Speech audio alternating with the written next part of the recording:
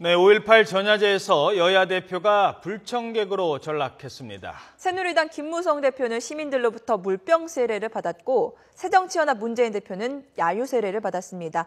최영희 시사평론가와 함께 이 이야기 나눠보도록 하겠습니다. 어서 오세요. 안녕하세요. 네, 자 먼저 어제 있었던 상황 영상으로 저희들이 준비를 했는데요. 다시 한번 살펴보고 질문 드리도록 하겠습니다.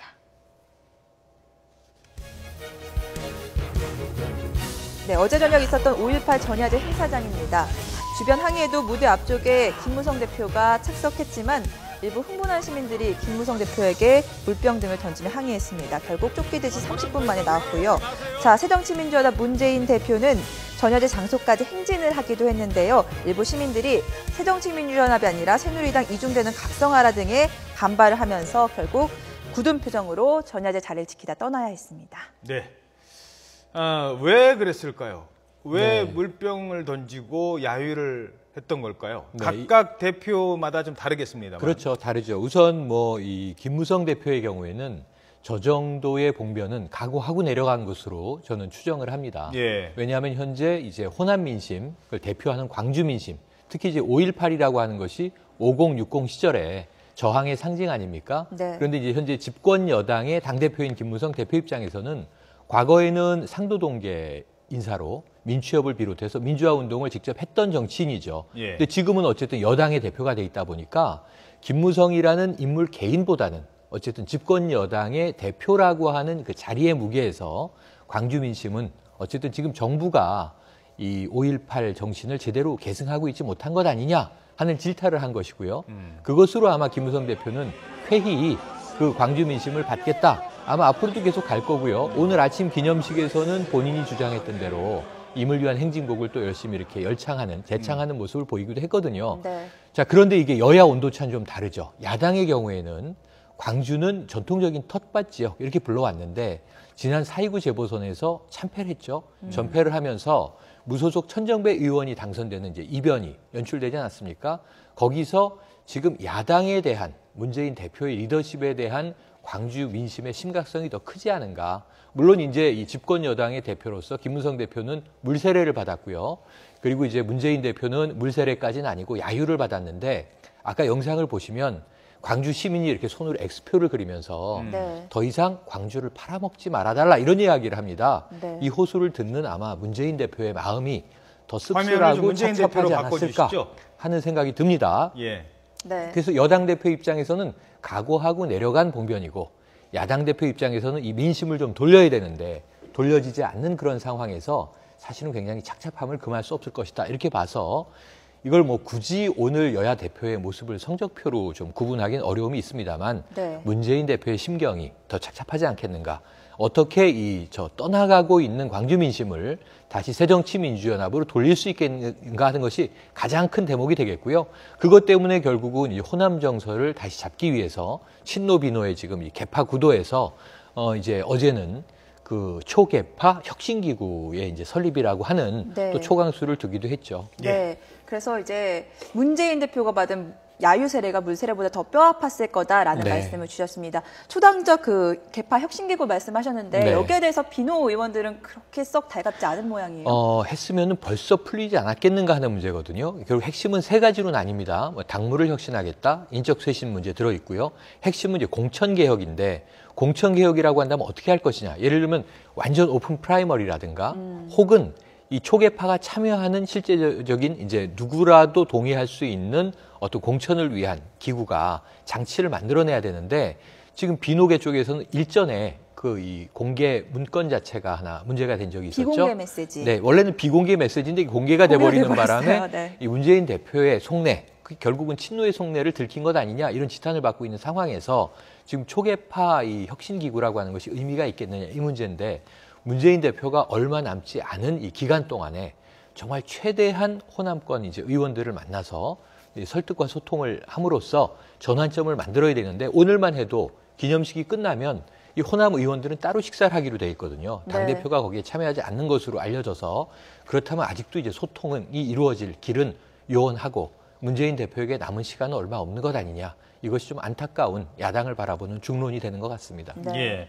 그런가 하면 뭐 당내에서도 지금 오늘 이종걸 원내대표가 논란이 되고 있는 소득 대체율 50%를 딱 못 박지는 않더라도 뭔가 그 다른 쪽으로 지금 해법을 찾았는데 또 문재인 대표는 이 당의 공식 입장이 아니라고 하는 등 당내에서도 네. 좀 조율할 게 좀 많을 것 같아요. 그러니까 지금 야당의 문제는 이 광주 민심이나 이 확산시켰을 때는 호남 민심 자체가 등을 돌리고 있는 것도 그렇고요.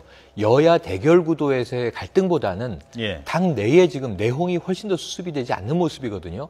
그러니까 리더십을 이야기하는 것이 야당은 이 집권 여당을 견제하고 비판하고 감시하는 역할을 해야 되는데 예. 그 역할은 고사하고 내부에서 한 목소리가 나오지 않는단 말이에요. 말씀하신 대로 당대표의 지금 소득 대체율 50%에 대한 좀 강경한 입장과 이종걸 원내대표는 또 협상을 해야 되는 입장이니까 원내에서 조금 이 지고지순한 것은 아니지 않느냐 일성을 그렇게 이야기하면서 그러면 공무원연금 개혁과 국민연금 문제를 좀 분리해서 이야기해보자. 정부도 거기까지는 이야기를 하고 있는 거죠. 공무원연금 개혁만 합의된 것이라면 문제가 없으나 국민연금이 여기 연계돼 있기 때문에 문제다라고 하는 입장인데 이 부분이 조절이 돼야 되는데 당대표와 원내대표의 목소리가 지금 갈라져 있고요.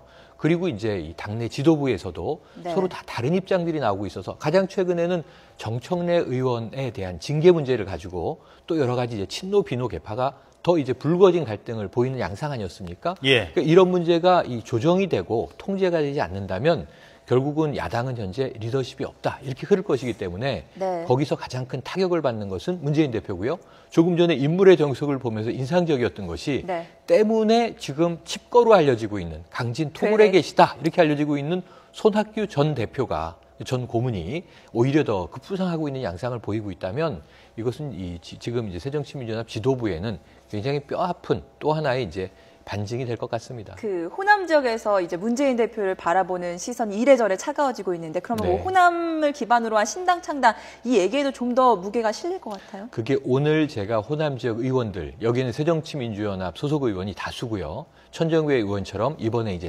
재보선에서 당선이 된 무소속 의원이 있는데 이들의 민심이 어떻게 흐를 것이냐는 게 굉장히 이제 중요한 대목이고 거기에 이제 박지원 의원 같은 또 이제 지도부의 역할을 하고 있는 당내 인사들이 지금 문재인 대표에 대해서 굉장히 싸늘하고 차가운 발언과 시선을 보내고 있단 말이죠.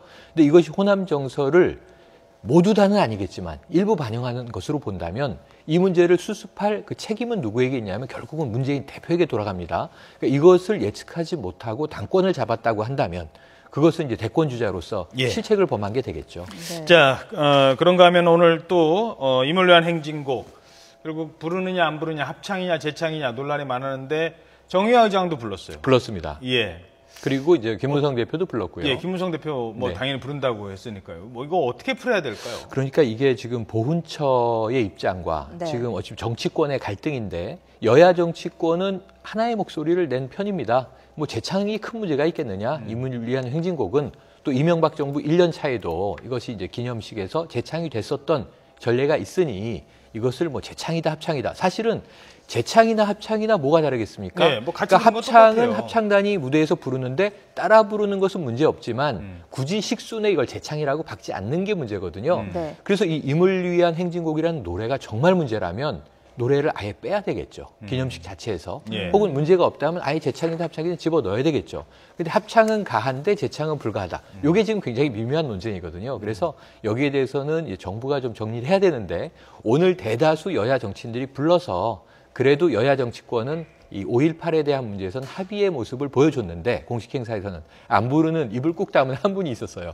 이정현 최고위원도 불렀거든요. 네. 근데 최경환 이 경제부총리만 안 부르셨습니다. 입장이 국무총리 직무대행이에요, 현재. 그 기념사도 오늘 하셨는데.